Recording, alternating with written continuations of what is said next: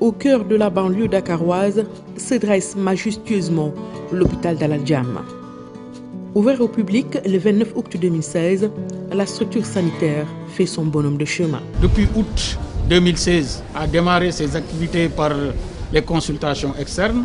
Les hospitalisations dans les services médicaux ont commencé en avril 2019 et depuis maintenant 2 mois, l'activité chirurgicale a démarré et donc les hospitalisations ont démarré. Aujourd'hui, les autorités sanitaires qui ont l'ambition de faire d'Al Adjam une structure de référence ont mis les gros moyens. Sur place, des matériels haut de gamme sont installés à l'image de ce laboratoire de dernière génération.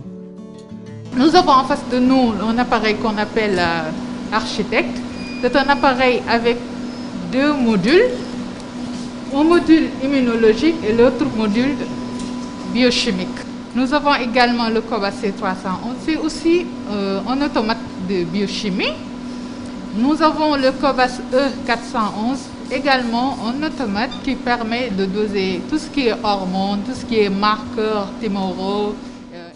Non loin du labo, une IRM à la pointe de la technologie attend fièrement ses premiers patients. C'est une IRM de marque Hitachi de 1.5 Tesla, de modèle Echelon Smart.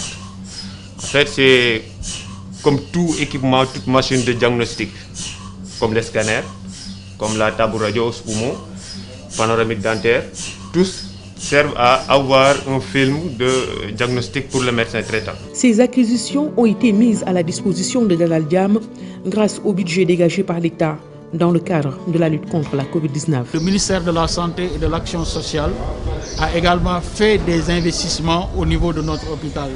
Surtout durant la pandémie Covid, beaucoup de services ont pu bénéficier des équipements mis en place par le ministère. Je veux parler du laboratoire, je veux parler des soins intensifs, je veux parler même du centre de traitement des épidémies. Il y a eu l'IRM, il y a eu le scanner, il y a eu des moniteurs, il y a eu des respirateurs d'anesthésie. Sur un autre palier sont alignées des caisses. On est loin d'un déménagement. Al Adjam a reçu d'autres matériels médicaux, des acquisitions qui vont renforcer celles déjà existantes. Autre service dédié et amélioré, nous sommes à l'hôpital de Fann.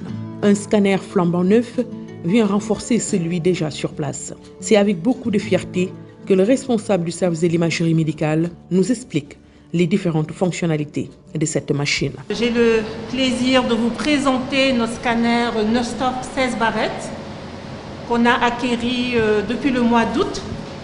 Donc c'est un scanner performant qui nous permet de faire beaucoup d'examens, des examens cérébraux, thoraciques, abdominaux.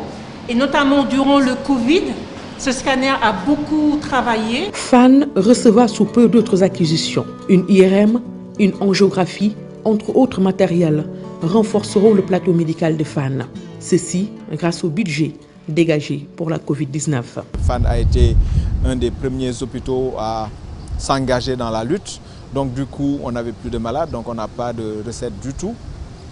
Donc ça a été un contre-coup assez important, surtout du point de vue investissement. Mais heureusement que le ministère, avec son budget Covid, est venu nous appuyer de manière assez substantielle et nous a permis justement de combler tout ce qui était investissement que nous devrions prendre en charge avec notre maigre budget. À l'image de Fann et d'Al Adjam, d'autres structures sanitaires ont déjà bénéficié d'importants investissements en équipement pour relever le plateau technique. L'ambition du ministère de la Santé et de l'Action sociale est de renforcer l'offre de soins pour un accès par tous à des soins de qualité et à moindre coût.